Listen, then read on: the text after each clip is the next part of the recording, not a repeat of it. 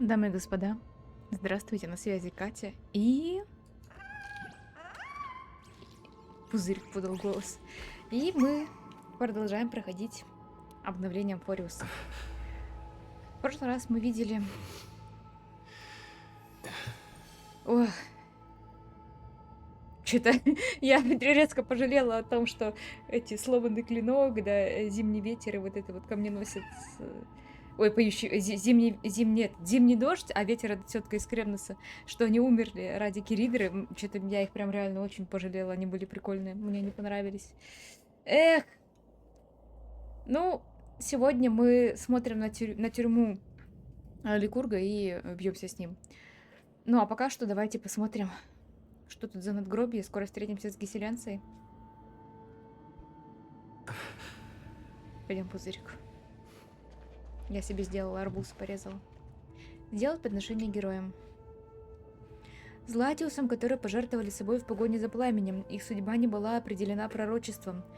Но они не устыдились своей незначительности и не побоялись пролить золотую кровь на пути преследующих пламя. Прочитать эпитафию. Лабинус, сломанный клинок, родился в 3743 году по световому календарю. Умер в 3960. А чё они все так долго живут? Это потому что не Златиуса? Господи, там... Что-то меня котята сегодня вообще этот кошмарит жестко. Трюфеля атаковал Робин. Сейчас, подождите. Так, это сколько он получается? Больше 200 лет прожил. 217 лет он прожил. И я так полагаю, что все-таки это потому, что он Златиус. Это очень много. Сенека Зимний ливень родилась в 3749 году по световому календарю. Умерла в 3960 по световому календарю. Ну, умерли все, непонятно, в один год. Сломанный клинок родился немножко пораньше. Виргиния, поющий ветер, родилась в 3853 году по световому календарю. Умерла в 3960 году по световому календарю. Это 100 лет прожила. Надеюсь, вас не смущают звуки играющего трюфеля у меня на фоне. Аполлоний Камненосец родился в 3704 году по световому календарю. Умер в 3960 году по световому календарю. Этот дольше всех прожил. Ну, не зря у него ведь борода была. В конце длинной эпитафии. Полубогиня правосудия Цезарь Киридра умерла в 3960 году по световому календарю. Ого, тот же самый год получается. Героям первого путешествия преследующих пламя. Медовый нектар из вашего кубка льется на могилу, просачиваясь в трещины. Вы словно бы произносите тост запавших героев.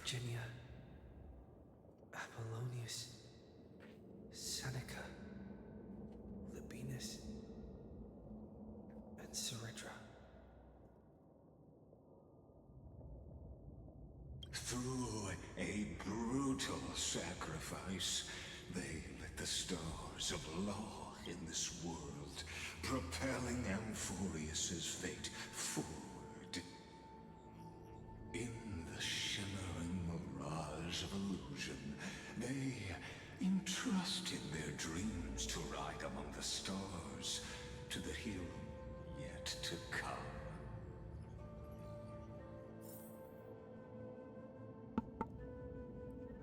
Отпразднуйте медовым нектаром второе путешествие преследующих пламя. Это, наверное, те, которых мы знаем. Златиусам, которые пожертвовали собой ради нового мира, их судьба была определена пророчеством. Как бы ни обернулось время и пространство, они всегда родятся в тот момент, когда мир будет в них нуждаться, чтобы исполнить свой долг. Полубог Земли, глаз пустоши, родился около 2000 лет до начала отчета святого календаря. Умер в 3961 году по световому календарю. Интересно, мы когда-нибудь узнаем, кто он такой? Ну, как он выглядел, имею в виду, вот не до Нихена, а предыдущий. Полубогиня романтики Аглая родилась в 3860 году по световому календарю. Умерла в 4029 году по световому календарю. Подождите, блин. Так. Аглая умерла в 4029, родилась в 3860. Она... Подождите, она же должна... она в этом цикле прожила очень... Подождите. А разве рождение Златиусов нестабильна во всех циклах. То есть циклы же не должны меняться, влиять на рождение Златиусов. Они же, наверное, должны... Что-то я не понимаю этого прикола. Просто Аглая реально жила очень долго, типа 1000 лет. Но тут получается, что она жила всего 169 лет.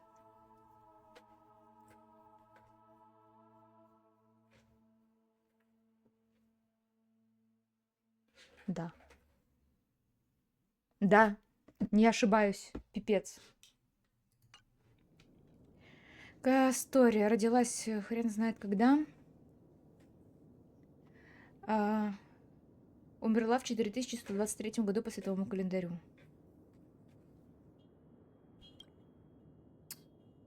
Началось. Так, полубог раздора Медеимос родился в 4... Так, надо закрыть окно. Подождите. Все, не надо. Родился в 4071 году по световому календарю, умер в 4284 году по световому календарю. Подождите-ка.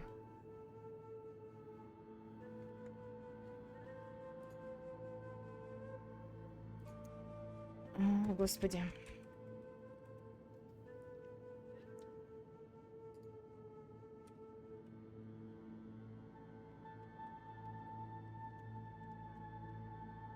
Ну, представляете, хотела посмотреть год, когда, ну, текущий, который у нас...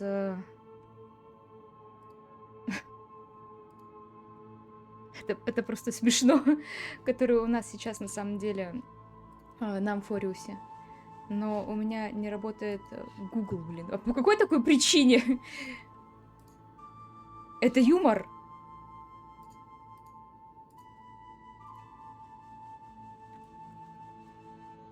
Ладно, я справилась.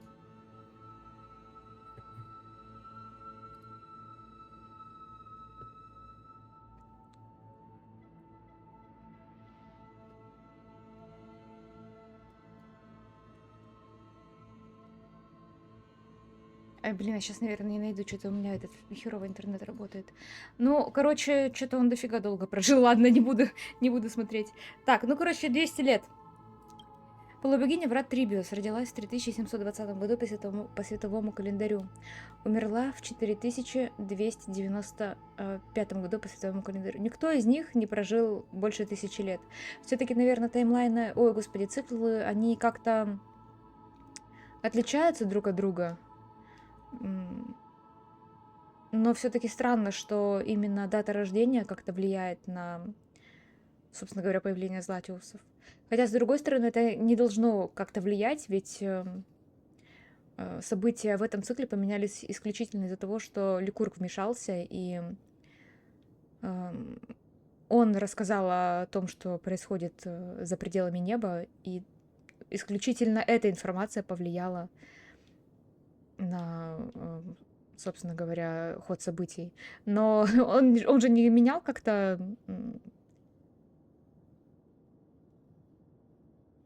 рождение Златиуса. Ну, что-то я вообще не понимаю, реально. Меня это немножко смущает.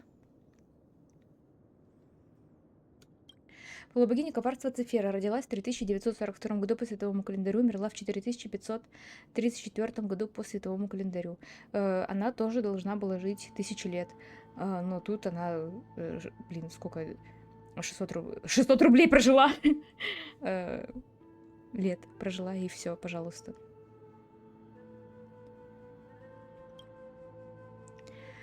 Полубог разума Наксаго родился в 4065 году по световому календарю, умер в 4534 году по световому календарю. Полубогиня неба Гиацинтия родилась в 4297 году по световому календарю, умерла в 1462 году по световому календарю. Зато знаете, что мы можем по этому посмотреть? Кто из них младше всех? Тут Файнуна, правда, нет еще. Гиацин родилась в 4297 году. Анаксагор, она на 200, на 200, короче, лет младше его. Ну, Цефира, понятно. Где там еще в 4000? 4071 еще родился Медей. Короче, Медей, Анакса и Гиацина самые младшие. Гиацина самая-самая младшая. Медея чуть-чуть постарше ее, и Анакса чуть-чуть постарше. Причем на 6 лет всего лишь. Анакса старше Медея на 6 лет. Представляете?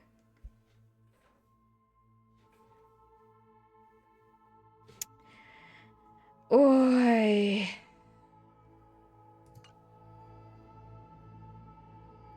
Кстати, вот в том таймлайне, в котором мы были, шел 4931 год, насколько я помню. Вернее, насколько я правильно нашла, 4931 год. И, допустим, Гиацинне тогда на тот момент, что, 634 года? Не понимаю я эти возраста Амфореусов, спасите.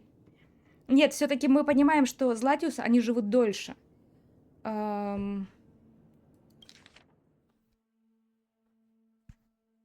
Амедею, что, 860? Пипец. Вот это, кстати, интересная информация. Так, ладно, это надо обсудить в группе в Телеграме. Это хорошая информация.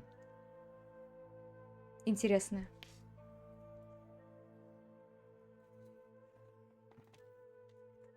Сохранила. Все, давайте, продолжаем. Я уже тут, наверное, это минут 10 мусолю. Но это интересно. В конце эпитафии есть незаконченная строчка. Полубогиня океана Гелектра родилась в 3860 году по световому календарю. Умерла в... Вы снова переворачиваете священный кубок. Каменная табличка орошается медовым нектаром, словно полубог, омытый кровью, что несет в себе крещение судеб. Подождите, я... не, все правильно. Аглая, Trebios, Mightimos, Castorus, Anaxagoras, Cyphera, Hyacinthia. In a relay spanning 1,000 years, they stood against enemies far beyond their strength, and won a bitter victory through what seemed like futile resistance. And in that same 30 million cycles, also marked by futility, they remained steadfast in fulfilling their duty to the experiment, unchanging, unwavering. Let this be the end of mourning the fallen. At last, allow me one final toast to the lost prison warden, a prisoner bound by loyalty.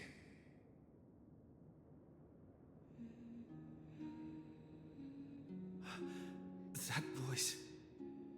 Could it be? Bathed in the honeydew of Fagusa, she will awaken from her 1,000-year dream and sing the final song of her mission. High Sealants.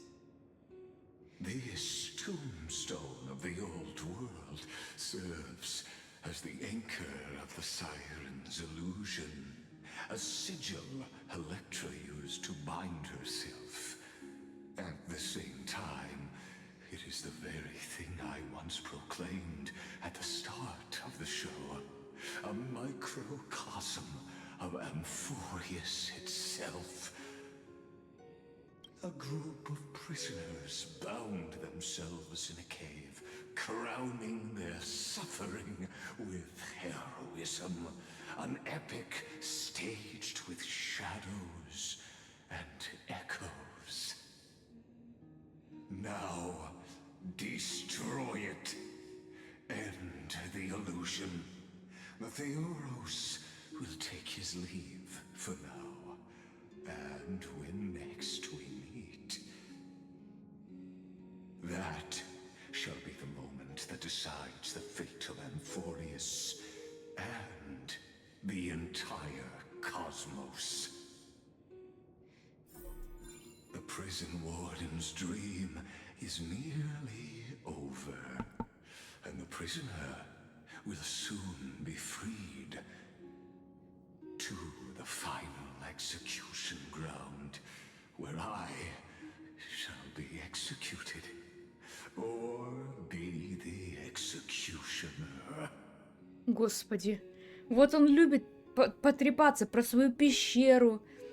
Сейчас говорит, сон моей тюремщицы скоро закончится, и тюремщик и заключенный будет освобожден, и будет казнен на поле битвы, либо победит. Я уже что-то не помню, что он там говорил в конце. Либо... Ой, ладно, Ликург задолбал. Я прослушала, прости. Ну, смысл был такой, типа, либо будет казнен, либо казнен.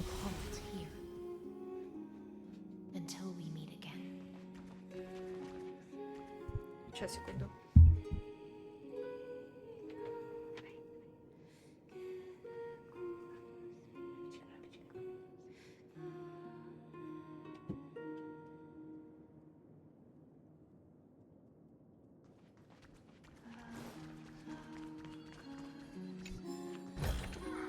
Интересно, эта песня будет отдельно? Я просто помню, что в трейлере, который я не смотрела, Гиселенце. Ну-ка, давайте-ка послушаем немножко. Мне просто очень понравилась песня, которая была вот... Звучала немножечко в трейлере. Типа, который поет Гиселенце.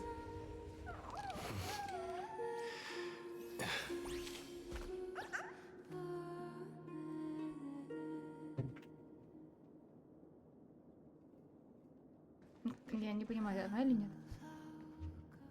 Но это приятно.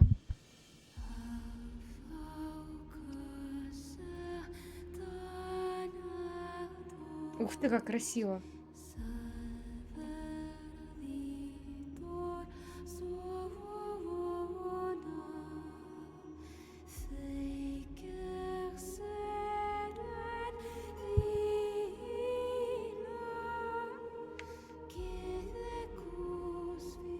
The last demigod.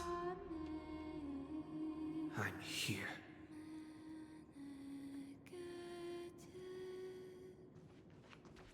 Ух ты, читка. Шепот бездны. Рыбе, которая прячется на дне. С тех пор, как тебя смыло цунами, прошло уже почти 50 лет. Похоже, время течет еще быстрее, чем течение в океане. Давайте посмотрим, кто пишет. Аглая. Когда тебя не стало, я увлеклась купанием. Возможно, потому что мраморный дворец без плавающей рыбы пахнет гораздо лучше. Я начала понимать тех, кто любит гулять по морскому дну. Проточная вода и впрямь способна смыть все печали и тревоги. Жаль только, что теперь я слышу все меньше чарующих звуков. Все из-за твоих песенок, что ты мурлыкала мне на ушко в былые времена. Теперь я не могу как следует наслаждаться произведениями других исполнителей. Выставить полубогине романтики слушать низкосортные мелодии — большое злодеяние, даже не зная, когда теперь ты сможешь искупить такой грех. Впрочем, недавно я снова уловила знакомый рыбий запах в нашем водоеме, и я даже подумала, что ты украдкой решила посетить наши места. Вот же упрямая рыба. Если уж ты так беспокоишься обо мне, то почему бы тебе не покинуть свое заросшее идти на мертвое болото и не встретиться со мной снова? Я познала магию романтики. Живые создания не разъедает морская вода и не ранит клинок. Но я больше не встречала гостя им подстать. Наверное, лишь твой лик способен отразить мастерство полубогини. Я соткала много-много новых одеяний и спрятала их в тайной комнате в моей резиденции. Знаешь, где эта комната? Если ты снова вернешься в Ахему, не забудь забрать их с собой. Эти одежды были сотканы не для тебя, но лучше пусть они сгорят в пожаре войны, чем окажутся на ком-то уродливым. Честно говоря, я даже не знаю, увидишь ли ты это письмо. На предыдущие 49 я так и не получила ответа. Неужели я отправляла их как-то не так? Твоя жрица сказала мне, что если погрузить скрижаль в морскую бездну Стикси, то можно получить отклик полубогини. Возможно, за такой обман мне следовало утопить ее на морском дне, как однажды поступила Цезарь, совершив жертвоприношение тебе и твоим рыбам. Но ты не любишь кровь простых смертных, и каждый раз после убийства дочисто смываешь алые пятна со своего одеяния, так что я, пожалуй, пощажу ее.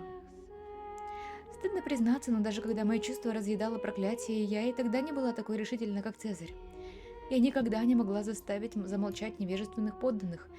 Я до сих пор чувствую страдания народа во время бедствия через золотую нить, и я могу ощутить боль, что наполняет их сердца. Если верить гостю со звезд, в одной из моих жизней это сострадание привело меня к краю гибели. Это одновременно и удручает меня, и радует. Пусть пройдет еще 1000 лет, я все равно не стану второй Цезарем, но зато я и не стану равнодушным истуканом. Теперь за мной наблюдают глаза мирного населения и солдат всего мира. Народ пристально следит за взглядом лидера, и эти взоры обжигают сильнее, чем взоры, обращенные к полубогине. Боюсь, однажды они сожгут меня. Лишь в безлюдной купальне перед улыбающимся ликом учителя и в письмах к тебе, хоть я и не знаю, прочитаешь ли их ты когда-нибудь, я могу сбросить эту ношу и окунуться в прохладу. Впрочем, иногда золотая нить тоже улавливает колебания судьбы, и она шепчет мне о конце пути, который уже близок.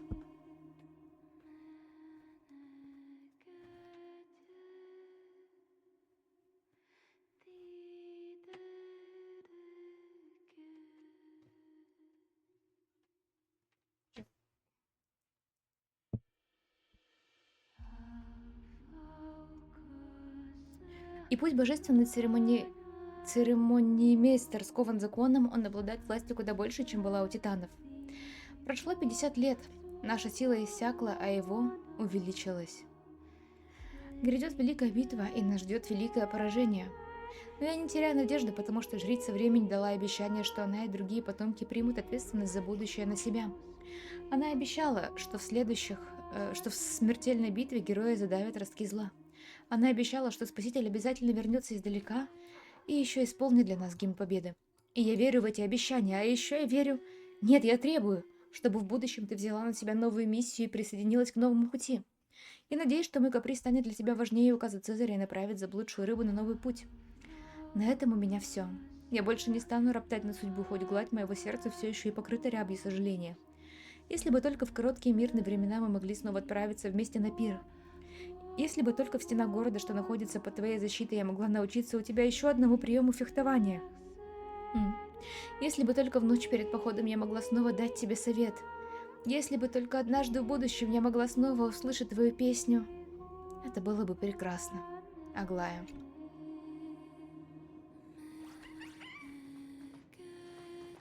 Посмотрите, там стоят люди. Осколки воспоминаний. Go forth for the hopes of humankind.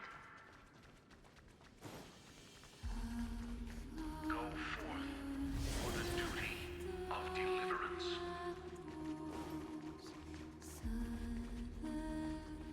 Go forth for the belief in flame chase.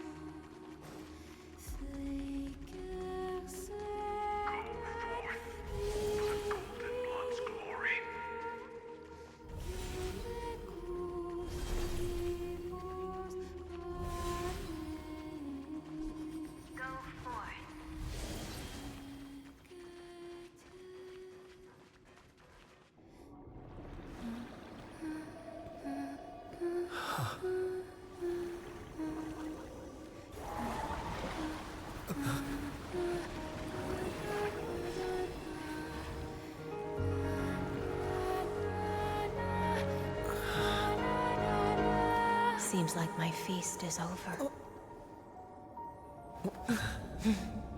It's now your turn to perform.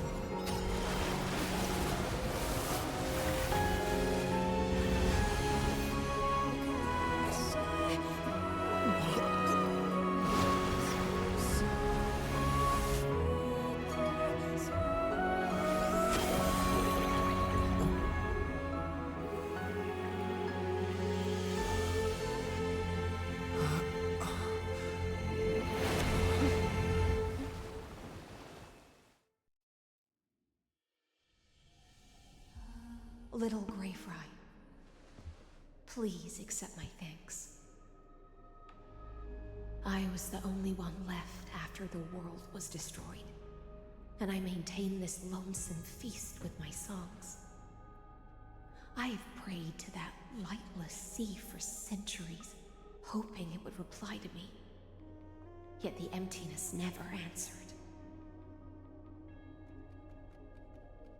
Thankfully, you arrived as promised, and everyone's wait was not in vain.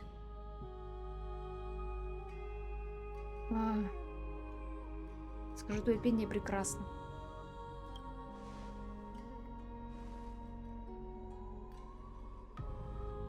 Thank you, final audience of mine.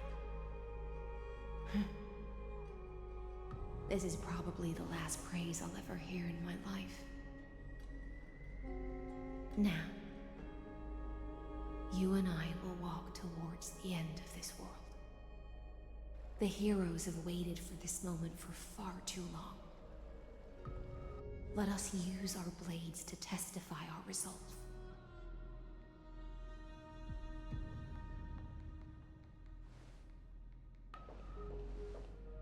Oh, prisoner of the seas. Theoros carrying 30 million cycles of sin.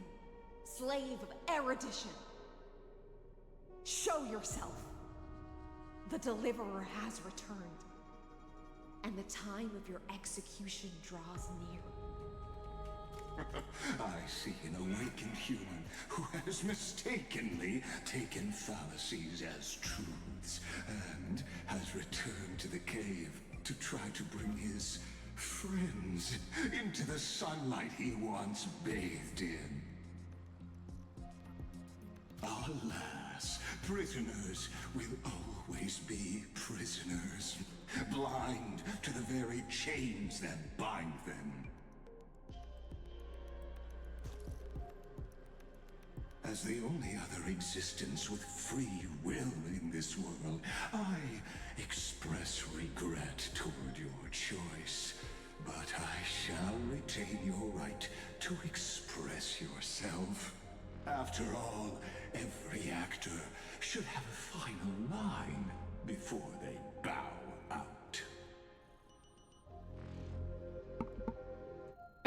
Ты слишком болтлив для рассказчика. Это нифига, рассказчик должен как раз тоже болтать много. Ну ладно. Trust me, this will be the final scene. The last dusk this world will ever see shall become the climax that decides the fate of the cosmos. What an appropriate end. My cognition resides in the exolith. It is pointless to defeat my avatar, projected into the experiment. My body is the shadow cast on the wall by the fire, and my words are lingering echoes within the cave. How can a character in the play fight against the audience? Kaslana failed. The demigods' sacrifices were pointless. As for the two geniuses you placed such high hopes on, I ask of you, where are they now? Было бы прикольно, если бы они сейчас появились. 3960 год по световому календарю после убийства Цезаря. Confusion and epiphany always go hand in hand. That's particularly true for geniuses.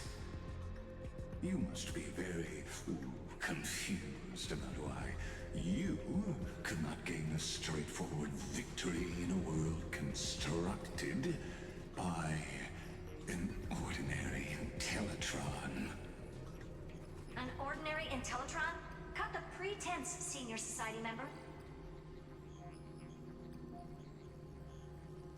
We've torn off your meticulous mask and figured out Amphореus' true form. It's part of the primordial prototype machine, the first scepter ever created. In other words, a detached part of Noos's divine corpus. That's why it has the potential to destroy erudition. As for who would be able to control the Eonic system to rewrite knowledge? Only one person has ever managed such a feat. You better have an explanation for the society. We want an actual answer, not another prolonged metaphor to cover up the truth.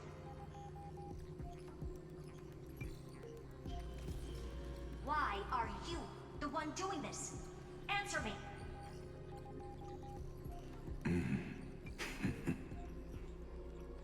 Since things have reached this point, I'll give you two irrational answer, purely as a courtesy to posterity. The answer is obvious, so there's no need to say that name out loud. The cosmos made a mistake in calling me a genius. I do not possess more wisdom than those who came after me. I was just the first to touch upon the universe's border, and the first to define the prime mover of life with incorrect logic. Amfореus is a miniature of the cosmos, where all are born prisoners inside the nutshell called the universe. Like the madman who returned to the cave and preached about the daylight to his fellow prisoners, my greatest sorrow is that I led my peers down a road that plunges into the abyss, from which there is no return.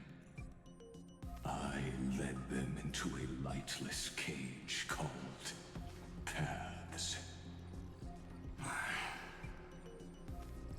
I created a mechanical guard that even I cannot control, and then they became an unparalleled nightmare through their endless extrapolations and evolutions. They bore the name of erudition, yet they tried to define the known and to seal off all possibilities. No new rules were ever born after their ascension, and humanity will forever be shackled within the cave known as eons. Therefore, as my organic life neared its end, I coded my consciousness using 14 algebraic expressions and spread my logic core over 9 bodies, all to finalize my ultimate denial of Nous in the future, and to erase my wrongs with my own hands. As for Lycurgus, he is only one of these 9 vessels. What an astounding strength of will. As a fellow pathstrider of erudition, I fully understand your obsession with seeking the truth. Therefore, you surely see it. You cannot possibly stand up to me in this algebraic world sharing its origin with Nous. However, I hereby speak for all sentient life forms. We will never allow such a cruel atrocity to occur.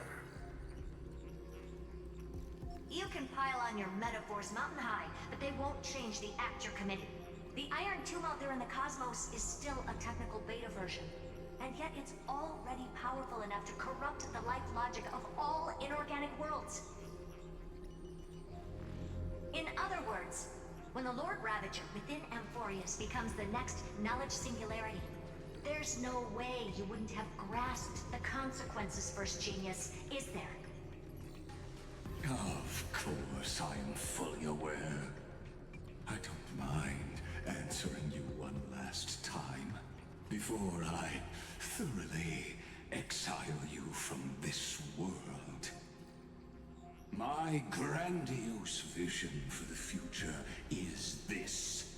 Whether organic or inorganic, every act of any life form infected by the Iron Tomb will become a true random function. If one were to compute their integral across the breadth of the cosmos, one would obtain a marvelous constant. Omega. What I call the fall of erudition.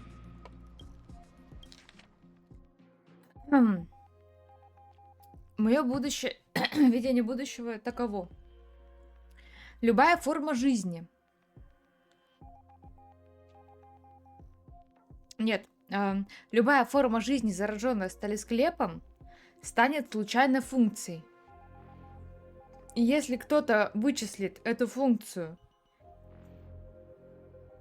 вернее, интеграл вот это любой зараженной формы жизни по всему космосу, то результат будет падение эрудиции. Что за херня?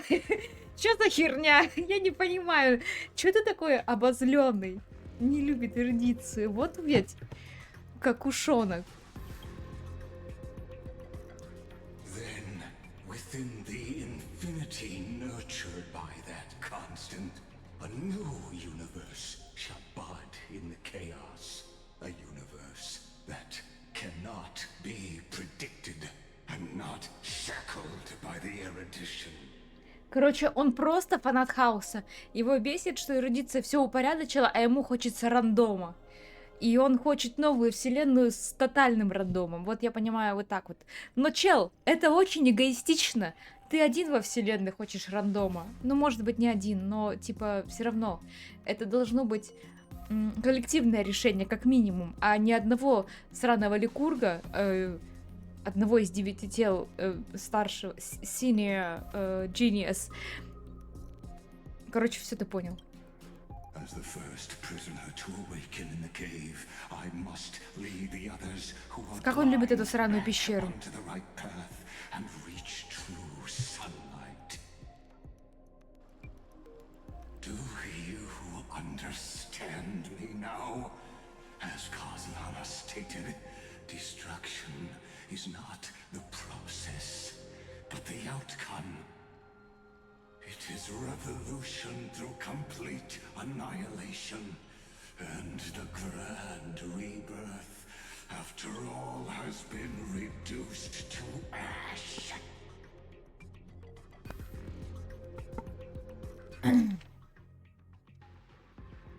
А это, после того, как вселенная переродится, старый склеп, он помрет, или он будет дальше хаотично разрушать неорганические жизни, или что? Ты же тоже неорганическая жизнь теперь. Я скажу...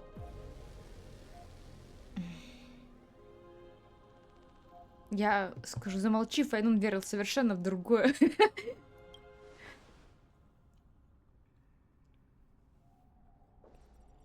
The Amphorians already answered long ago. Be it as tiny fish destined to be swallowed, or as a giant whale poised for a magnificent descent.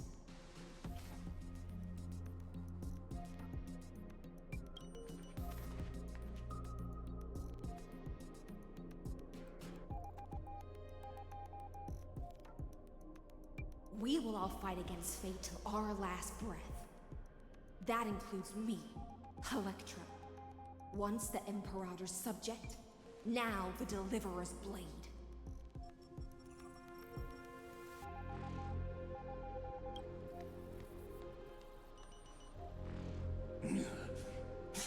Oh, such noble chivalry. Admirable. I will also show my true self to you on this momentous occasion as a gesture of respect. And provide an insignificant academic suggestion. Thus speaks Genius Society #1. Xandar 1 Kuwabara. The entelechy of the universe's Alpha and Omega. There's no need to rage against the truth. The value of any formula resides only in its answer.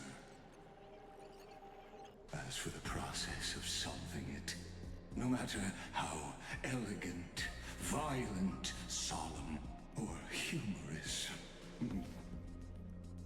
it is all utterly meaningless. As the Theoros, I will.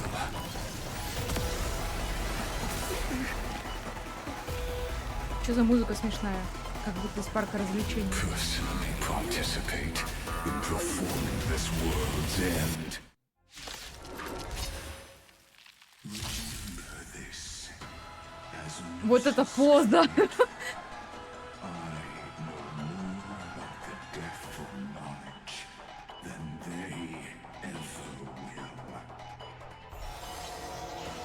Зандар создал новое мифическое существо. This is Libus's true form. Ну и тапки! Вот это тапки! Вы посмотрите на это, какие модные! Не, ну музыка, конечно, пипец. Когда Зандар переключается в режим эволюции, появление новых противников на поле боя или призыв духов памяти ускоряет смену его режима. А мне пофиг, я все равно пришлю. А, подождите, это наоборот. Мне как раз нужно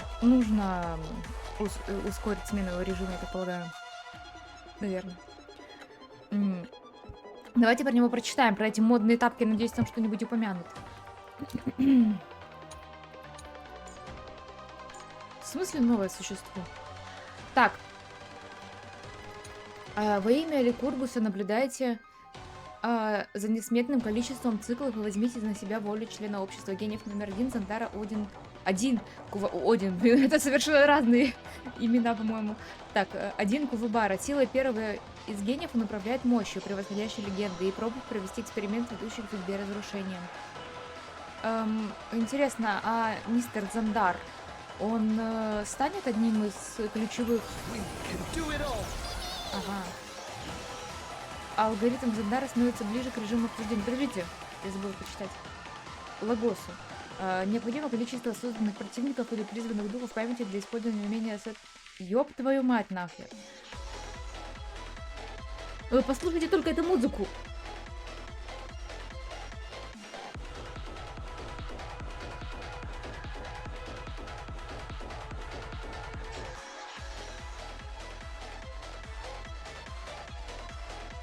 Надеюсь, вы так же, как и я, танцевали. Вы-то не видите, что я танцую.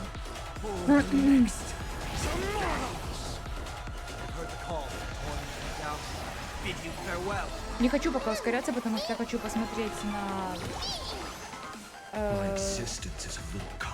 на эти великолепные тапки в слоумо.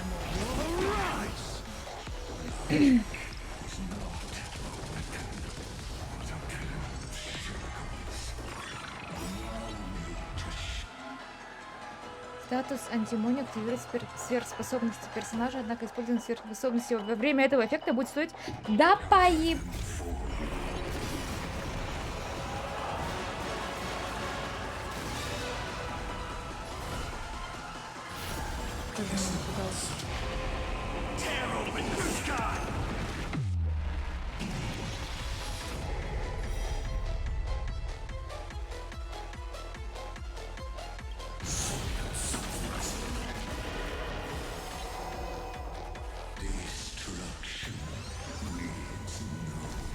Ого, посмотрите на его лицо, симпатично.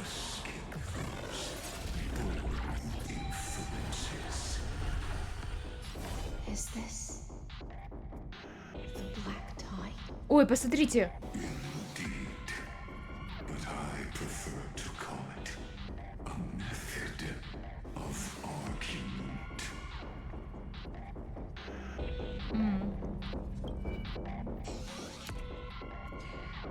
Загрузка миф. Необходимое количество побежденных противников, неспособных сражаться союзников. Или неспособных сражаться союзников, или исчезнувших духов памяти для использования умения решения.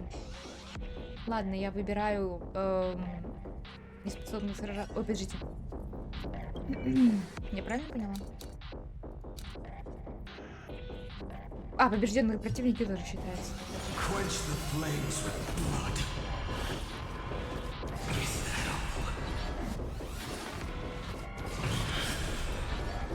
Ну, выглядит он, конечно, прикольно. Подождите секундочку, а сейчас он будет выглядеть...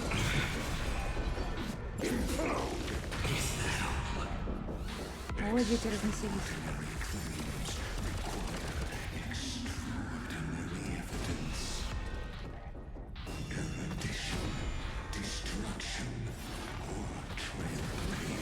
Антифанат пути.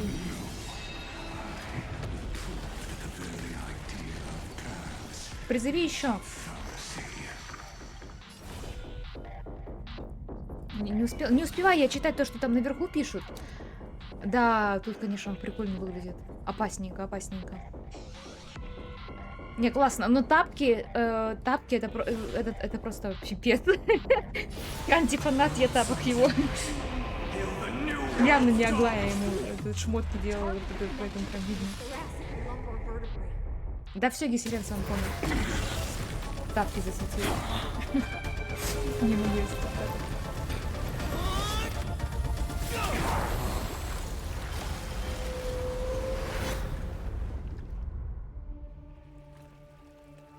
Ой, посмотрите, помер, потонул. Ну как помер? Вряд ли, конечно.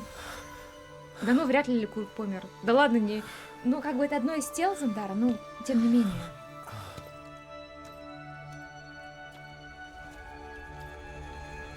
All is futile. Вторая фаза, вторая фаза! In erudition's calculations, the end of the saga is simply a comment awaiting completion.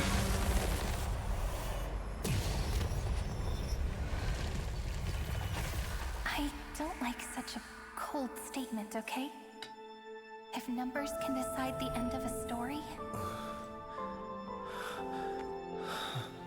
then we can surely also pen a new beginning.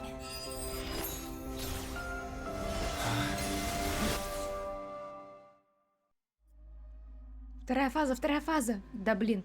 3960 год по световому календарю после периода. Я, кстати, хотела спросить. What do you think?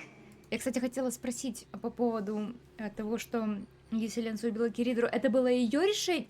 Или это был какой-то спланированный Киридре план? То есть, мне почему-то кажется, что Гиселенса вряд ли бы просто так заколола Киридру за то, что она типа убила 500 челов ради Вознесения. Ну вот не верь я в это. Мне кажется, что здесь должен быть какой-то смысл в этом, какой-то тайный план. If your hypothesis of Lygas's identity is true, then even if we remove the restrictions of the ultimate protocol, the chances of us defeating him in a head-on battle will still remain lower than the acceptable threshold. Therefore, victory will still hinge upon Mr. Trailblazer and Miss Cyrene. Go on. Maybe we're thinking about the same thing. Lygas's cognition resides in the exomyth. He is both an instigator within the experiment and the observer outside of it. Logic. His inspiration circuit can simultaneously process the different time flows in and out of that world. That's where things get tricky. He simultaneously exists in two different timelines, where the internal clocks are wildly different. That old Intellatron's neurons have completely gotten used to that over this prolonged experiment. And that's why he holds home field advantage. You and I should be able to manage that too, if given more time. Unfortunately, there's no if, and we don't have more time. That's why we need to change our way of thinking and turn his advantage into a weakness.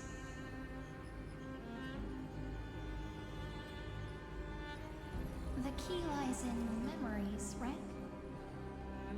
Oh? You caught on quick. You've already mentioned my friend and I, so it's an easy connection to make, no? My intuition has always been very on point. Good. Then I'll cut to the chase. Since his thinking speed far exceeds that of normal people within Amfореus, we are going to externally plant a memory into his inspiration circuit.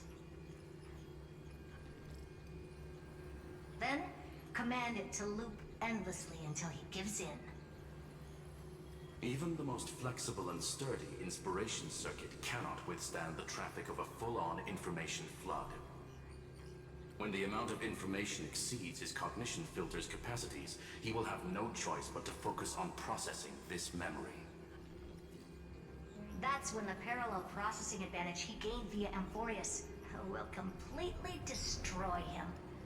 An image from a person's memory played in real time might only be a second for us. But for him in Amphorian time, it could be millions or even billions of calculations. He won't be able to do anything but watch as he's locked into this prison forged by memories. Then we can entrap him in the same kind of cycle as the heroes were in, and get him to experience loneliness and pain in that endless recurrence. It's my greatest honor to be on the same page as the geniuses. That little one is still in that old Intellitron's hands, and won't be able to respond to us anytime soon. But I don't think he'd refuse. So it's up to you to figure out how to execute this plan. I'm not sure how this happened, but I knew it as soon as I saw you. You are currently a mimetic entity of the Remembrance. Yes, I seem to be something you folks beyond the sky call a memo sprite. But that's fine by me. It suits me perfectly. I can serve as the vessel of memories, and do my part for the final battle. But before that, we have to tell you. The path characteristic you exhibit is very special. There's no way you're just a simple memo sprite. However, I'm sure about one thing. You are a mimetic entity born in Amfореus, yet you only awakened with the Little One's arrival, and only matured as he embarked on a path of remembrance. That means your existence is completely attached to his memories. If there ever comes a day when he forgets about you for even a few seconds, or loses his last connection with Amfореus, then you must be prepared for the worst. You will disappear in the memory zone, utterly gone, without even a single line of data to remember you by. But that's already happened, hasn't it? No wonder I've always had a weird hunch. But that also means I was right in thinking. As long as my friend and I are together, we can do anything.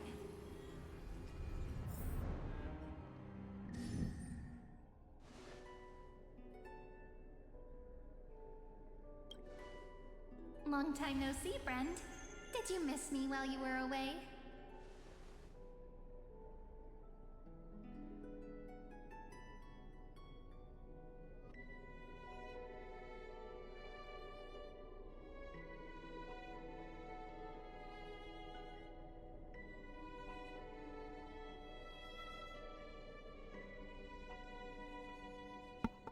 Пипец, я забыла включить микрофон. Но я сейчас повторю.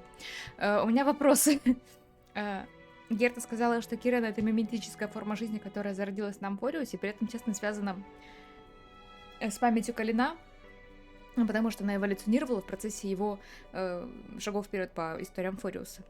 И это потому что Кирена, которая была до этого, которая существовала с самого первого цикла, еще до того, как все это было зациклено, она была убита тем тогда Кааслана еще, и та Кирена умерла, а это родилась как бы новая миметическая форма жизни. Я вот так это понимаю. Поправьте меня, если я не права, но мне кажется, что вот примерно вот такая вот система. Я арбуза объелась.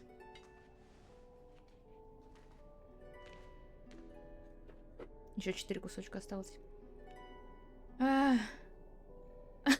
Третий вариант такой жестокий. Я скажу, Кирена, давно не виделись. Yep, 1,000 years was such a long time. And everyone in Amfореus was waiting for the Deliverer's return.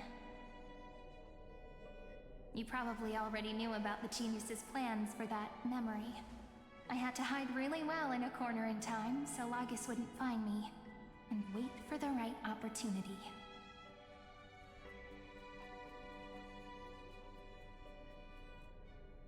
Which is now. The moment when his manifestation in this world is destroyed, and his twin timelines are intersecting.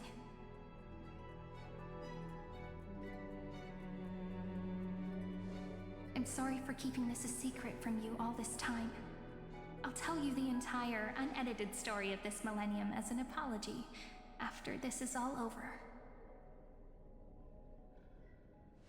But for now, let's join hands and complete the final step. with the power of the remembrance. Давай вместе одолеем Ликурга.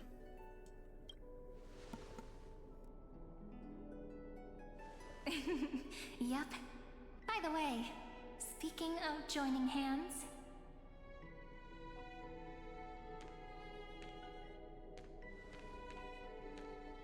can I please do something before we go on stage? Смотрите, она с нами флиртует. Remember the joke we made back at the Grove? Look. Aren't my hands pretty now? Она реально с нами флиртует. What a fascinating feeling. Like countless memories all swelling up at once. Красивый, кстати, рисунок. What about you? What did you feel when we touched each other? Мне немного страшно, и просто рук — это очень смешные варианты. Ой, даже не знаю, какой выбрать. Я выберу мне немного... Я что-то ржусь, мне немного страшно. Я выберу мне немного страшно. Are you nervous? Me too, actually. You and I weren't so reserved around each other when I was still mem. Human interactions are truly fascinating. Now, please remember what you're feeling right now. Write it down in your heart and keep it there. Memories you want to treasure will never fade away. Even if immersed in the long river of time, these memories will still leave traces of their existence. So, if the view in your memory Ё-моё. ever grows fuzzy, just reach out and touch it. It's like reading bedtime stories together at night. It wipes away the chill of passing time, sharpens the outline of memory, and restores its power to nourish the spirit. Now, I'll carry this power with me, and for a little while, I must part from you, as I step into the long cycles of this world. Опять ты в циклы пошла? Ты будешь зациклена вместе с Ликургом? Блин, ну она очень красивая, согласитесь. Я имею в виду рисунок. Я не про Кирену, конечно. Ну, в смысле, почему, конечно, Кирена, прости, ты красивая. Но этот арт, это просто бомба. Просто полюбуйтесь на него. Это же просто невероятно. Это надо сохранить, я считаю. Ну, это прямо такой, знаете... Прям кадрёжный вариант. Прям такой фан-сервисик нам подогнали. Ну, мне нравится. Give me your Классно. blessings, friend. Then, let that bright future be, as we have written. Then, I'll leave it to you.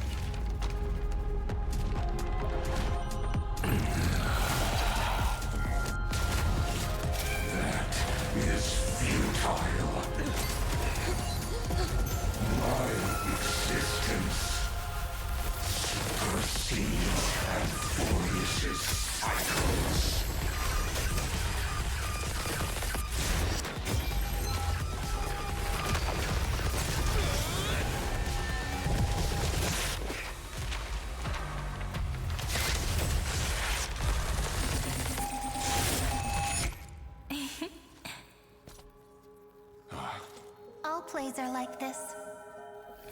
Once you're on the stage, it's hard to return to the audience. Welcome to our story. How does it feel? Я так понимаю, что Кирена зациклилась реально просто с Ликургом. В отличие от Карина. Even the authority of time cannot command the entire scepter, nor can it plunge the Amphorian extrapolation into a loop. If this was no system malfunction, then was I implanted with a mimetic entity of the remembrance? You guessed it right away. As expected from someone people call the first genius. I'm gonna keep doing what I just did if you don't stop, you know. My friend and I won't allow you to leave this memory, no matter what happens. Which means you are now trapped, Lord Xandar. An elegant idea, and an exquisite execution. Regrettably, it is you who are restrained by time, not me. Know that patience is my greatest weapon. Waiting and victory are the same for me. You will crumble before I do in this moment stretched out to an eternity, just like Kazlana will. Yet all I need to do is to wait, as yet another futile bug falls down the cliff and into the bottomless abyss. Now I'm a pink bug? My looks are seriously changing all the time. But you're not wrong. We're definitely not gonna solve the problem if we just put you in another prison. So that's why we never wanted to do that in the first place.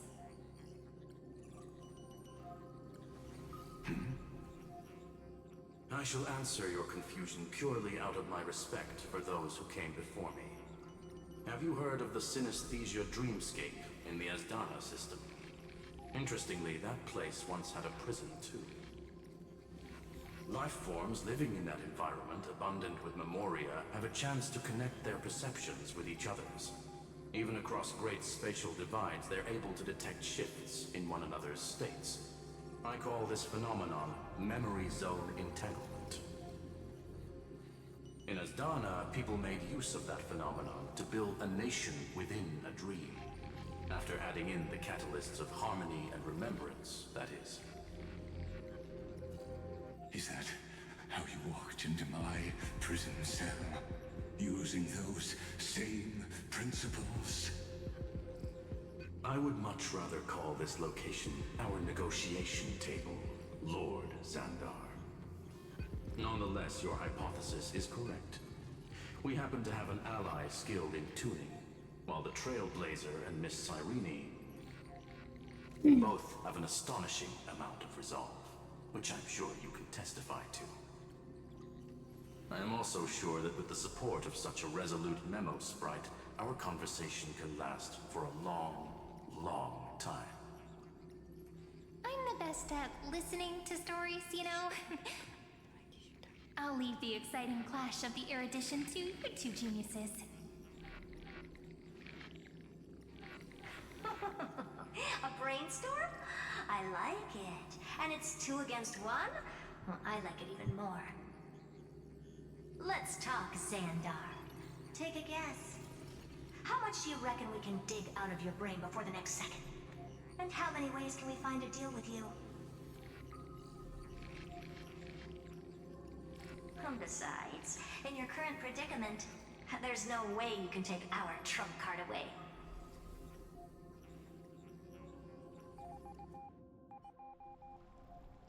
Go, little one. Go. Overturn the Era Nova. Lycurgus disappeared. Блин, неужели второй фазы не будет? There seems you had conducted a secret hunt in the depths that even I cannot reach. In that case, go.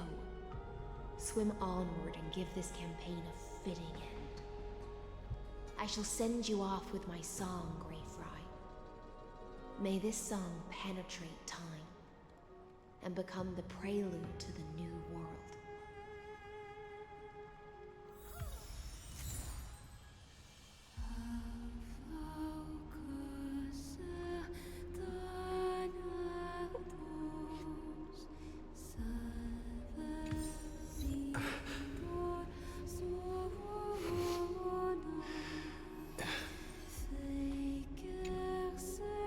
От всей души она поет вам прощальную песню.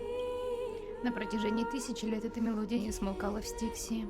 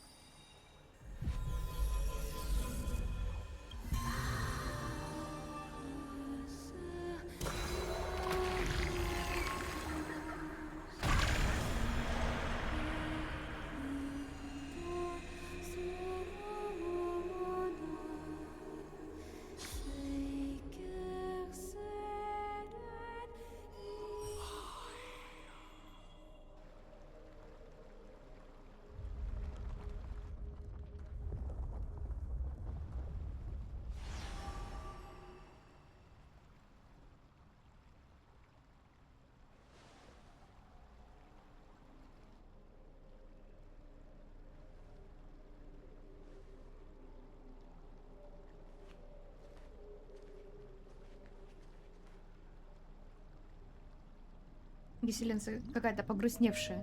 Dux Gladiorum, you have completed your duty. A new dawn is about to rise. Why not swim towards it?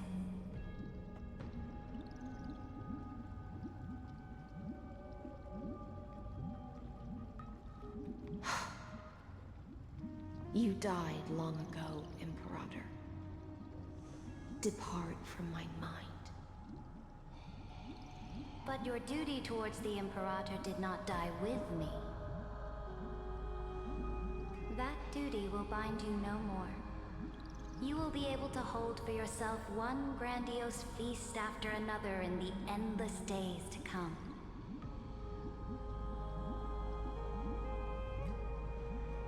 So go. Go and swim towards that ocean beyond the sky with the Deliverer.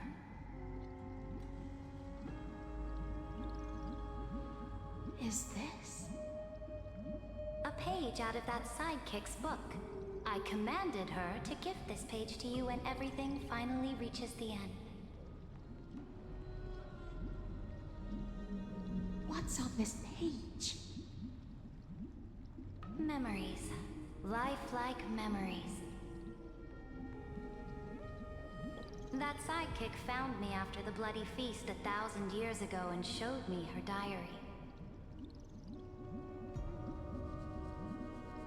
I saw within that notebook.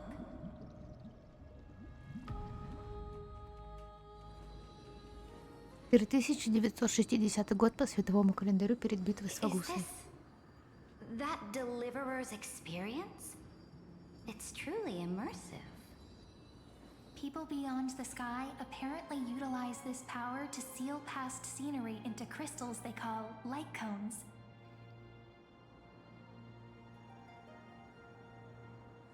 But I only know so much about the remembrance, so I can't completely replicate the past. But I'll do my best to talk about the missing parts. Так, еще раз прочитаем.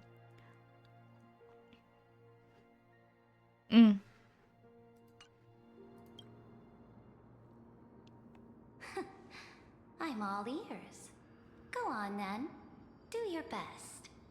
But if your chatter gets too boring, or if I deem it offensive, then law will become forever beyond your reach. Got it. I'm sure you'll find this to your liking. After all, it's human nature to want to embark on a journey into the unknown.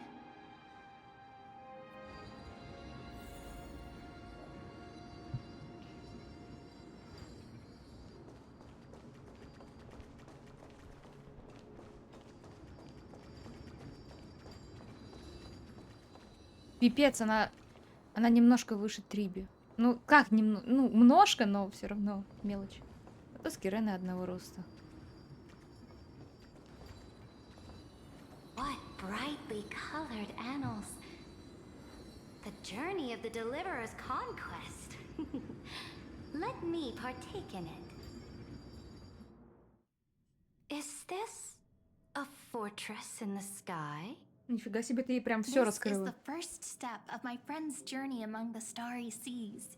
This place is called the Herta Space Station.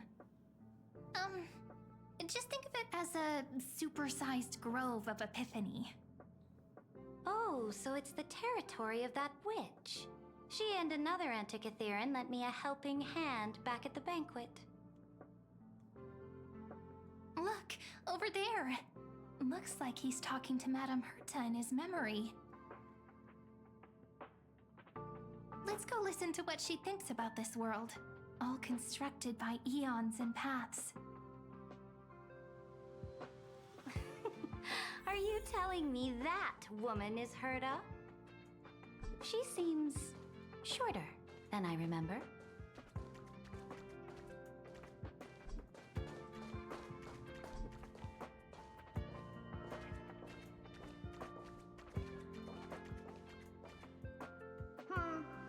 Pretty nice space station, huh? But just wait. After a couple more stops on the Astral Express, you'll see sights that'll make this place look ordinary. Oh, the cosmos is so vast that the unknowns far outnumber the knowns. But none of them will end up being anything amazing. The farther you go, the more you'll understand what I mean. So do your best with the nameless. Break a leg! And remember to send an update or two to Asta when you've got some downtime.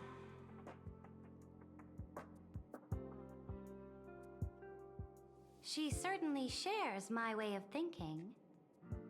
Only that instead of a conquest through blood and fire, they chose a gentler path. People call Madame Herta and Mr. Screwlum geniuses.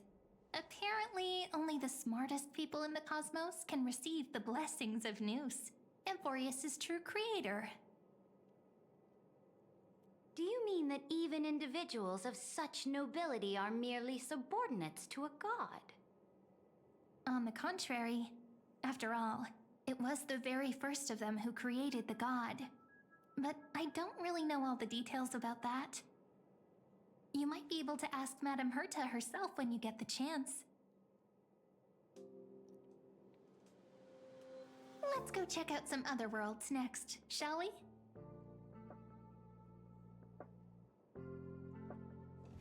Oh, the cosmos is so vast that the unknowns far outnumber the knowns.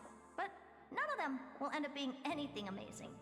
The farther you go, the more you'll understand what I mean. Вот бы всем златиусам нашим знакомым показать вот это вот. This Я бы next хотела. stop on the journey has a lot of similarities to Amfореus. A С хера ли snow-covered она land? похожа-то? Interesting. Вот здесь прям вообще ни хера не похоже. This star is named Eurillo 6. Кроме изоляции. That name sounds so cold. Belobog sounds better. The girl we see here holds a similar station to you, Imperator. She's the supreme guardian of this world, a leader who took up the mantle of government during a disaster. I did not expect the Empress of this world to be so young. Well, your appearance isn't much older. The object in the distance resembles Nikador. Is it a weapon? No, it's called... Right! The Geological Reconstruction Unit. Just Giorios' Titankin? Disappointing. Я не только не вижу Никидора. Вот это что ли большая бодяга? It's all thanks to you that we survived the crisis. The collaboration with the IPC is both an opportunity and a challenge. Nonetheless, it's an important step in our journey back into the universe. This world was sealed beneath its sky just like Amfореus was, and they only managed to reconnect with the stars when the Nameless arrived. That IPC she spoke of, is it a more powerful organization? Yes, the IPC conquered many worlds through trade, and opened up a vast territory that way. There are many such powerful alliances beyond Amfореus, and they all walk on roads different from the destruction. Coming back to the Supreme Guardian and her Belobog, didn't they find a peaceful way to enter the interstellar community? That cannot be true. That IPC would never have grown so big on trade alone. It may pretend to be a wealthy merchant with clean hands, but I am willing to bet that it grew fat on gory oppression and bloodshed. Its path of conquest must have had no mercy for the weak and would have destroyed them if needed. Are you telling me that this snowland never thought about tossing its dignity to the wind and kneeling to the IPC? I will not believe it. I will never allow the Imperator's empire to be sullied by others. Amfореus must become a power so strong that no interstellar foreigner would dare to look down upon us. Imperator, Belobog isn't as weak as you imagine. Listen. I indeed hesitated. But now I understand what we must do. Belobog must learn how to walk on her own, until she no longer needs the support of others, and can stand on her 2 feet among the stars. Even if I may not live to see it, I believe such a day will surely come. They still have their dignity intact. One day, that hope will melt through the ice and help them into a prosperous tomorrow. But the order of the cosmos is already set in stone. The old laws decree that only the strong survive, binding the weak in an unbroken chain, until they wither and turn to dust. Unless they embrace the power of the destruction. Amfореus must shatter the old law and become the new order among the stars.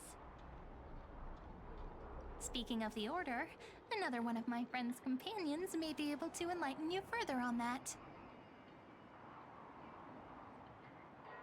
Let's go to the next page.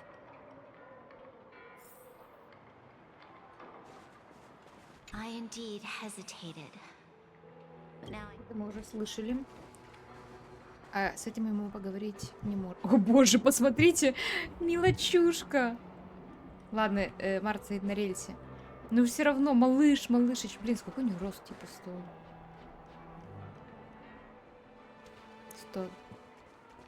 139? This next world is a nation of dreams. The first time I heard about that place, I didn't even know what to think. Игнор Лафу Сенжоу. Произошел. Such opulence does indeed evoke astonishment. This world is called Penacony, an eternal city built upon a land of dreams. It's also my friend's previous stop, where they went through a risky but exciting adventure. Tell me about it then. That man standing afar has wings on his head. I am truly curious.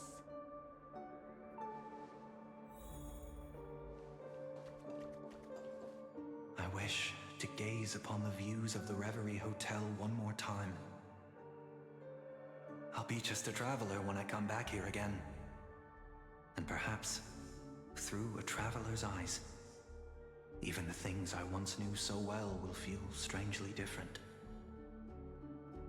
Penacony is a land of the harmony, where all dreams and hopes merge and combine. It believes in unrestrained freedom, and that's how it lost itself in shallow delights. Then, this young man before you chose to rewrite its laws, using the power of the Order, hoping to shape a dream-bound paradise of perfect happiness. Yet, the paradise of my dreams remains far away. Perhaps a brief journey with the Nameless can show me more possibilities in my search for paradise.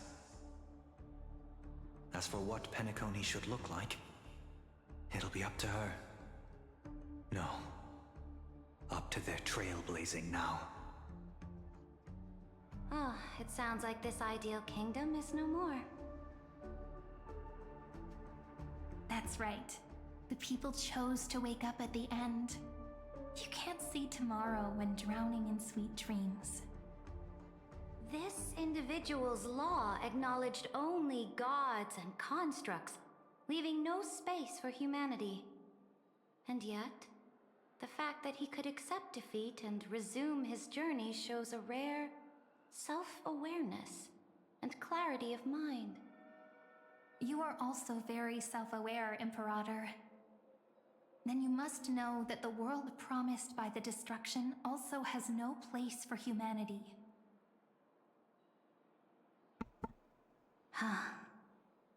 I am indeed very aware of Lycurgus's honeyed words of deceit. I have seen enough. Take me back. Блин, никакого Лафу Сэнчжоу. Then let's wrap up this trip down memory lane with one last scene. This absolute wonder. Isn't it pretty? That's our Amfореus. Our world flows and meanders in this endless band of light. Though we were born from the designs of the gods and are not yet truly alive, the Chrysos heirs of Amfореus still chose to stand against fate and carved a legend no different from that of humankind. Will you really renounce the heroes in this world's previous 30 million cycles, Imperator? Including even yourself? Will you bow to brutal destiny and allow that puppet master named the destruction to have their wish?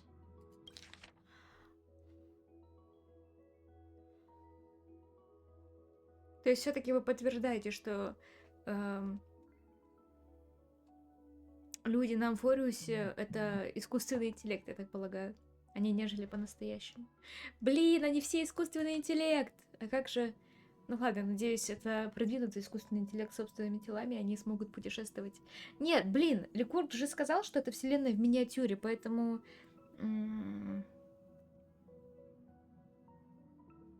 Можно ли их считать людьми? Блин, какой философский вопрос. Ну, мы будем вас считать людьми. Господи, как будто с барского плеча откинула. I know what you want to do, sidekick. You want to use that deliverer's memories to influence me and tilt the scales of law toward him and the two geniuses. You really saw right through me, Imperator. How can one rule an empire if one is incapable of understanding people's minds? I have decided on Law's final destination. However, before I move my next chess piece, before we go on, tell me this, sidekick. Throughout his trailblaze, Ну? was there ever a memory of the ocean? Да, это планета русалка. The ocean. My cradle. My home. You shall complete your conquest in the ocean at the boundaries of this world, and eternally slumber in the sound of tides. You shall eternally slumber in the sound of tides, and complete your conquest in the ocean at the boundaries of this world. Our prophecies aligned as flawlessly as a sea snake circling upon itself. An elegant loop, like a joyful hymn. Подождите, это пророчество Игиселенцы и Киридры?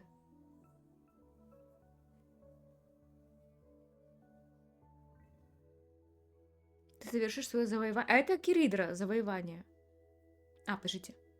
В океане на границе этого мира будешь вечно дремать под... Робин! Робин мне половину фразы закрыла. Ты будешь вечно дремать под шум прибоя и завершишь свое завоевание в океане. Короче, они одинаковые. Like the circulating ocean current. Like our two fates. Like Amfореus itself.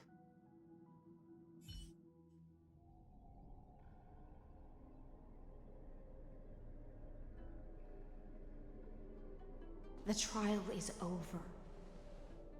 So tell me, Блин, какое же было who испытание у will Фобоса? own the divine authority of the law?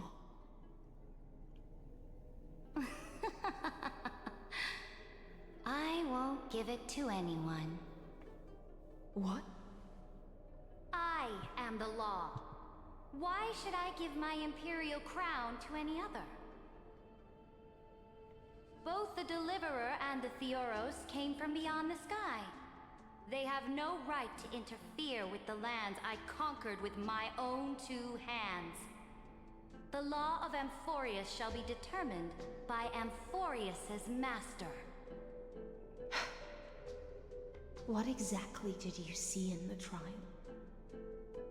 Everything. I saw everything regarding the rules of this world's operation. I saw the laws of extrapolation that Theoros spoke of.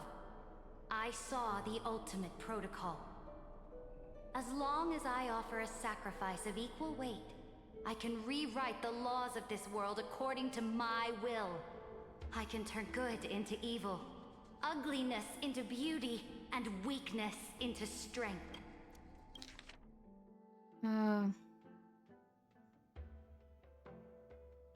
Интересно, если она в предыдущих циклах тоже видела принципы, которые управляют этим миром, почему она ничего не переписывала до этого?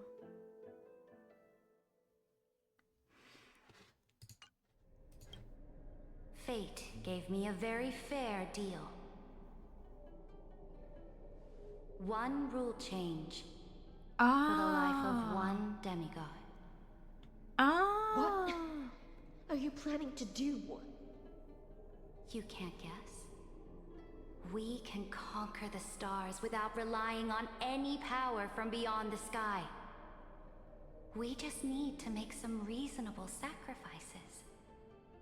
Your ambitions have already made so many people give up their lives for the law. And you're still not done? I am determined for Amfореus to stand on her own 2 feet among the stars. You are beyond reason. You think such a simple and hypocritical statement can justify your atrocities.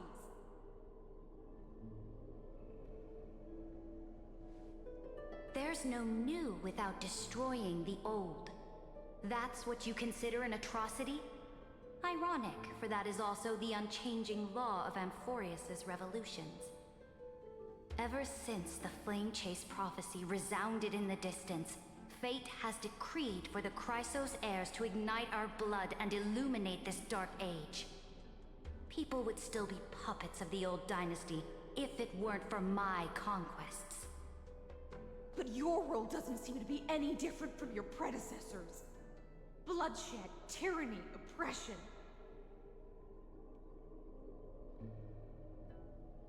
You're making the same mistakes they did. Go and see everything for yourself.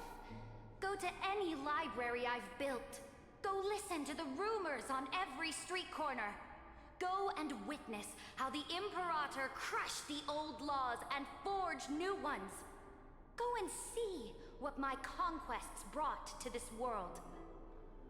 I cleansed the Chrysos War's filth, and mended all the conflicts left by the Arabellica.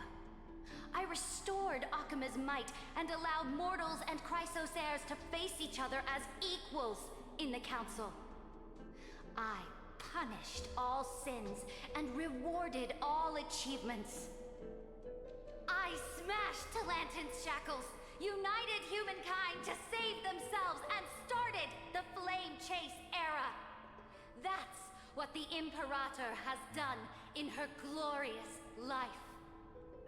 So now, Hearken to my final words. History will eventually forget Ceridra. But it will never forget the Imperator's people or the Flame Chase era she began. Final words.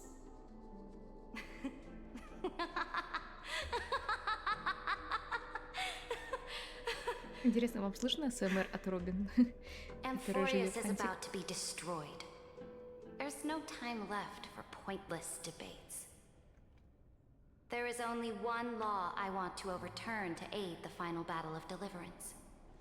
So I will only offer the life of one demigod. In the name of the Imperator, I command you one last time, Electra. Either sacrifice yourself for conquest, or pierce this tyrant's chest with your sword. Thus, the Imperator concluded her final speech. At the end of her life, at the last moment before she stepped onto the altar, she gave her most loyal subject the choice to decide fate, just as she promised her compatriots before her very first campaign. My blood flows in you now. Heroic compatriots, follow me, and we'll seize fate's reins! The Imperator fell. Some say that the Dux Gladiorum turned traitor and killed her liege. Some say that she imprisoned the tyrant in a shallow pond of water, then left. Which meant the Imperator had to kill herself to rewrite the law. There are countless stories about her death. All we can be sure of is when the knight left the vortex, the Imperator was still mumbling about their past conquests together. The beginning and the end of her existence. Интересно, какой закон Танна переписал? Imperator, wait! How could someone of your status come to the front lines? Let me be the flag bearer! The troops defending the pass to the west of the grove, have they surrendered? They ran as quickly as they could when they heard your name. The Golden Cocoon Pass is now in the First Legion's hands. Good. What about the Delosian militia? The Third Legion set fire to the mountains and flattened everything west of the basin. They just need a few more days. That is enough. We cannot afford to miss an opportunity for victory. Lastly, how many Laedonian cannons are left? They are no more. The Second and Fourth Legions have destroyed them all. Very good. They now have no way out, no reinforcements, and no artillery support. We will be able to liberate the Grove of Epiphany in the blink of an eye. We will launch the final charge 1 quint after the curtain fall hour tomorrow. Remember, as long as the Alliance's flag still flies on my shoulders, you must keep moving forward. Take no prisoners among the enemy soldiers. All sages who resist are to be captured and tried according to martial law. And do not destroy any books. Now go! Notify the entire army. Understood! Those who are resolved to die, we salute you. Reporting in. The mountain dwellers are resisting fiercely, and the legendary Mountain Breaker is personally engaged in battle. Their formations are nigh impenetrable. Then cease our frontal assault. Send scouts to all legions and tell them to retreat into the Tritos Plains before the parting hour. What? Are you planning to surrender? It's a strategic change of plans. The seismic walking dragon is enough for that battlefield. Walking dragon? You mean that stupid beast, Terravox? What can they even do? Stupid? No. They are the wisest of all of Giorio's creations. Only they can perceive the currents of time. Let them deal with their earthly brethren. We will advance and take the lead in defeating what remains of our enemy. I will deliver the most fiery retribution for the humiliation they dealt us, and crown myself with a god-slaying wreath. Understood. I'll see to it. Those who are resolved to die, we salute you. The Temple of the Three Fates sent a letter, Imperator. They refused to surrender, and said this letter is their last warning to us.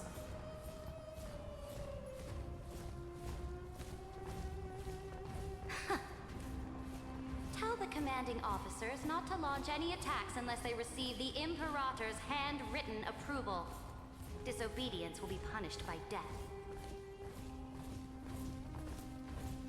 What are you doing?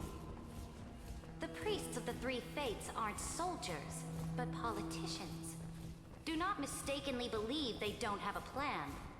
These dying pests will wring out every idea from their brains, all for short-sighted gain.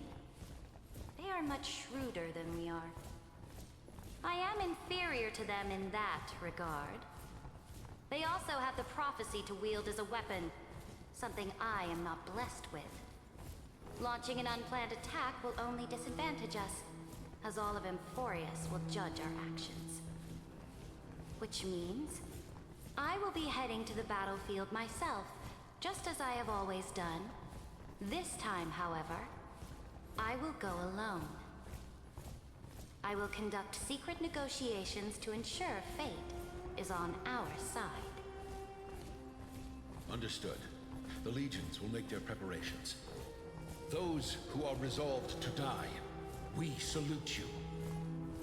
Why are we not allowed to march out with the army, Imperator? This will be a long voyage with no return. Those of you who bear the prophecy cannot come with me. Why are you personally leading this battle if it's doomed to fail?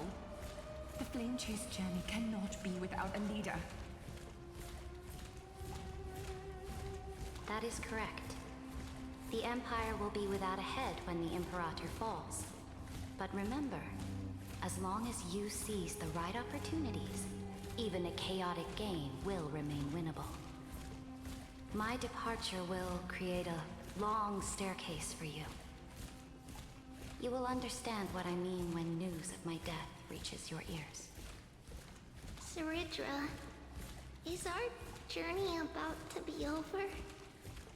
Destroy the old laws and forge new ones. My conquest has reached its limits within the borders of Amfореus. Since the prophecy already decreed that the Imperator would never conquer the stars as she wished, I will bow out here and try no more. More Chrysosairs bearing divine authority will be born, and many more heroes will arise. Will they demand peace or war? Will they resist tyranny or become the next Imperator? I do not care. The children of the future will decide for themselves. Do not mourn for me. Anyone can kill the Imperator, but the only one who can truly destroy her is Saridra. At the end, I faithfully recorded the most important battles in the Imperator's life. Her conquest was about to be completed at this point in the story. However, for some reason, a memory suddenly entered my mind just as I was about to put down my pen. It was a journey on a fantastical train. I had the honor of having a heart-to-heart conversation with the Imperator under the stars. And I asked her this question at the end of that discussion. How do you want history to remember you? As a hero who gave up her life for the Flame Chase? Or as a tyrant? She answered so quickly, as if she had made up her mind long ago. I would rather be forgotten than be defined.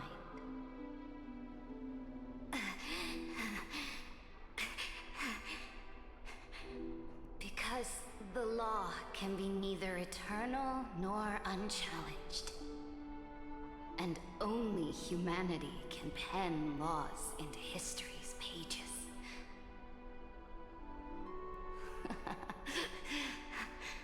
Now, I have shattered the greatest law of Amfореus. The game is nearing its end. Dux Gladiorum. Even though you killed the Imperator in the previous 30 million cycles, this time, you finally found your own law. Then, High Sealants, Electra.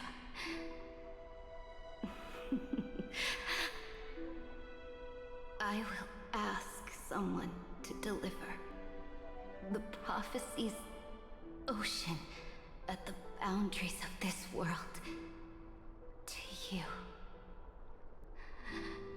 Will you choose to swim into that ocean?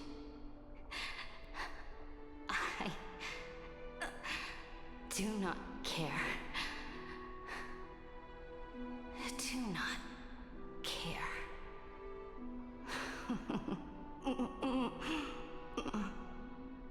The Imperator muttered about her conquests, and news of her death spread in the city. Freedom! Liberty! The tyrant is dead! Go! Shout this news in the streets! My people, my fellow elders, do not panic. Stand your ground. That usurper has paid for her ambition with her life. People once cheered for my ascension. And now they cheer for my fall. No matter. I am fond of applause.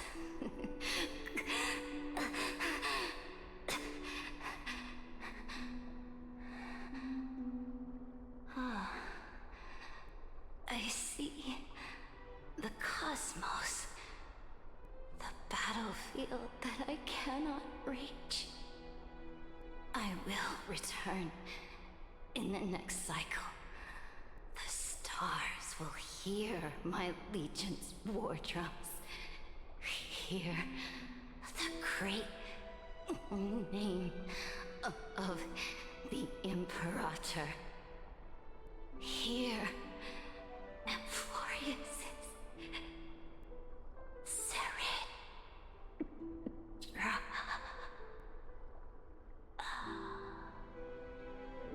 To this day, we do not know which rule the Imperator overwrote at the cost of her life.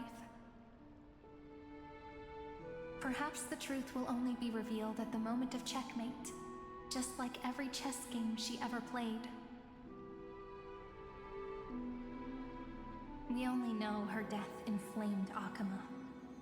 On one side of the city, those who defended liberty toppled her statues to the ground. On the other side, her supporters put themselves between the masses and her monuments, declaring loudly that the Sovereign is still among the people. It is said that golden blood congealed into the same letters everywhere they fought. It was the name borne by Akama's first and final Sovereign, the Imperator Saritra. But the one who bore that name did not see any of this. Her gaze was cast far away, and the sound of tides in her ears drowned out the people's cries. What was the Imperator thinking about in that prophesized ocean at the boundaries of this world? In that shallow puddle of stagnant water, Was she reminiscing about her past conquests? Or repenting for the millions killed for the flame chase? It was neither. The Imperator only saw how the surface of the water gleamed like that crude chessboard, dissected by light and shadow in the afternoon when her teacher played against her for the first time. Look at this chessboard. What do the pieces look like? They are strangely beautiful. They look like the stars in the night sky ablaze.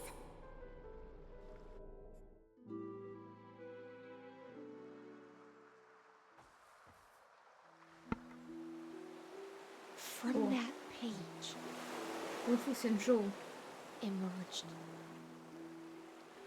an ocean. Да такой тут, конечно, себе океан, если честно. So vast, so pure. Not a single trace of corruption. Is this Ceredra?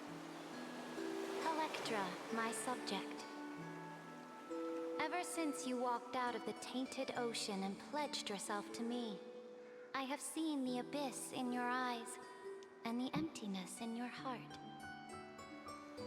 That was why I promised you a new ocean, where the Imperator's ambitions would serve as the currents, and loyalty would be its light. Electra, my subject. You have done your duty as my blade. The prophecy has now made its final decree on the road I intend to walk. My conquest is doomed to never reach the stars. But the Imperator never makes empty promises.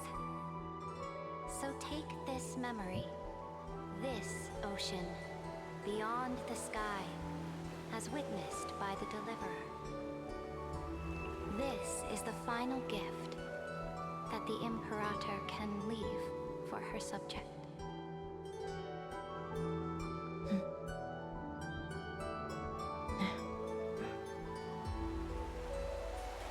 When I was still a fish in the ocean, I always felt so genuine swimming through the waters. But once I stepped onto land, I found myself caught in a play. Every land dweller wore a mask in their life. So I, too, donned a costume and tried to find my role in this show. I became your blade in war and the violin strings at banquets. Do you still not get it? I do not long for the oceanic depths of my homeland. Nor do I crave the swelling seas beyond the sky. Perhaps even I don't know what I want. I still don't know where I should swim to even at the end. But I know one thing right now. A fish is simply a fish. And she can never leave the ocean she's in. But whether under the ocean or on land, we two prisoners who can never escape this cave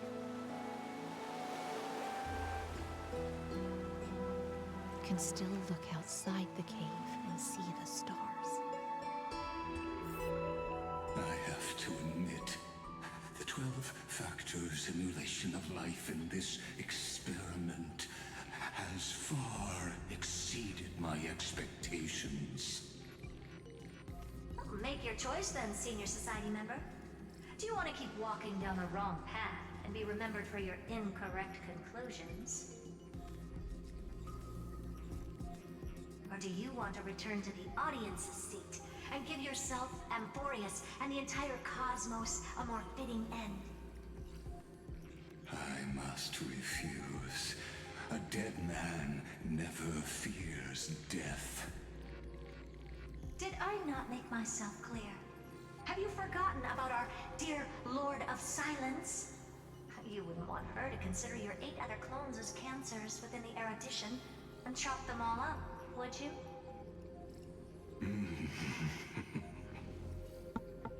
You logical deductions are vastly different from mine. Therefore, allow me to provide one more academic recommendation.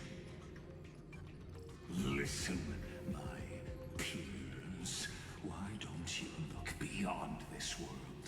Just as the Chrysospheres did. Re-evaluate your calculations and take into account all enemies in the upcoming war among the eons. Amfореus is not a place where three paths entangle, but where three paths fight to the death. You used Memoria to resist me, but did you not consider the possibility that the Remembrance and their children might have taken this opportunity to join the fray as well?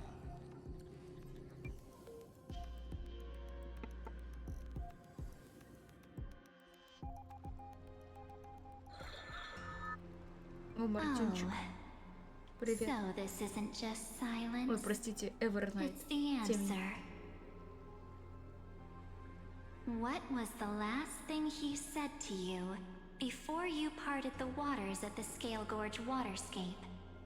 A tricky question, but one with a simple answer. He didn't say anything back then, right?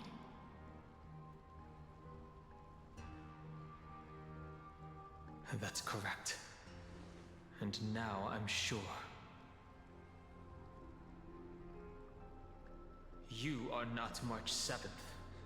There's no way she would remember that detail.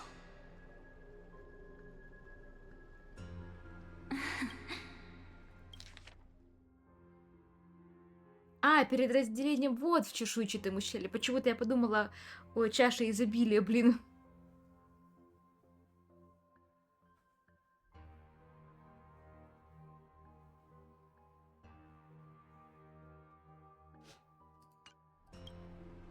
I'll only warn you once. Leave her body now. How impulsive. That's not like you at all. Why don't you calm down and think about another possibility? I didn't take over March 7th's body. Rather, it's March 7th who regained my memories. О, вот и все.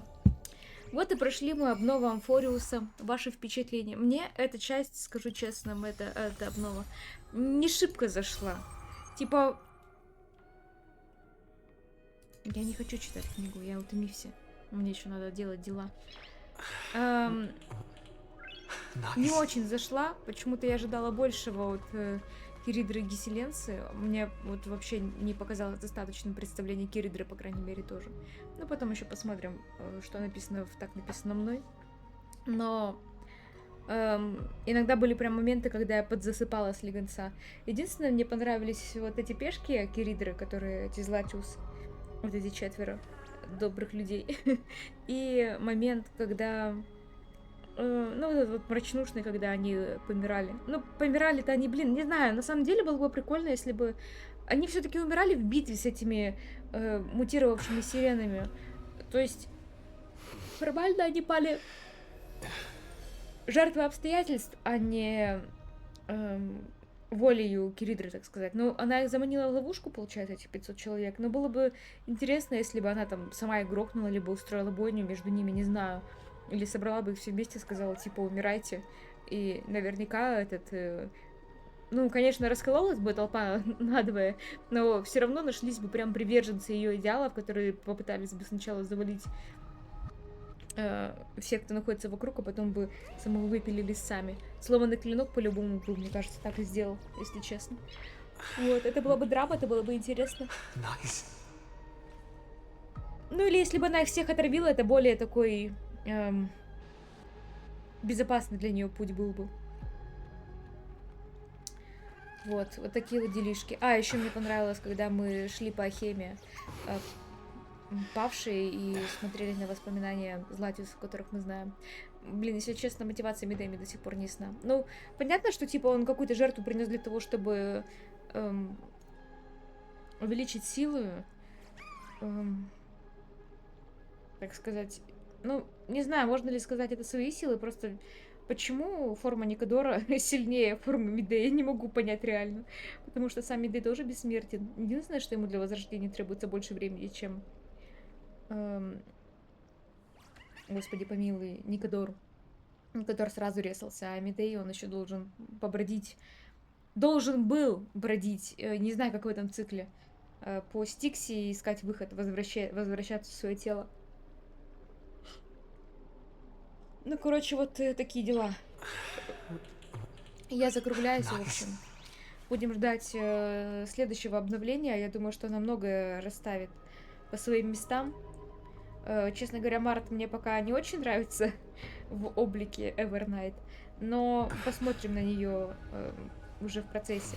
Как говорит Лера, моя подруга, она похожа на аниме-психа, и это правда. Я не очень люблю аниме-психов. И я буду очень сильно скучать по нашей обычной Марте, если она останется такой вот эвернайтовской. Ну, не знаю, мне кажется... А вообще немножко странно, если тело Март, которое мы знаем, до сих пор находится на экспрессе в этом... Какой он там, шестифазном льде, то значит ли это, что на Амфореусе находится другая Март? Типа ее какого-нибудь опять мифического воплощения или типа того. И будет ли у нас две Март? Эвернайт и Март просто. Ладно, все. Сколько там еще до обновы? Месяц, наверное, нам придется ждать. Но мы подождем. Вот, на этом мы закругляемся. Давай, что опять с вихрем сотворения не так? Почему он такой странный? Или это типа так и должно быть? Просто вихря нет, там только какие-то штучки. Вообще непонятно, кстати. Просто иногда он лагает, и получается вот такая вот фигня. О, кстати, можно упорядочить мысли. Там будет что-то новое? Может быть, пришло время развеяться где-нибудь в другом месте, например, тихо... А! Да, нам теперь нужно развеиваться не здесь. Ладно, тогда не будем здесь развеиваться никуда, особенно прах. И закругляемся. Вот. Пузырика оставим, пузырика. Пузырика на экране надо оставить.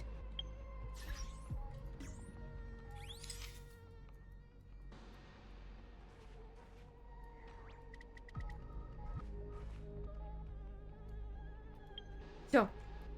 Я закругляюсь, так что увидимся уже во время следующей обновы. До скорой встречи. Целую и покасики.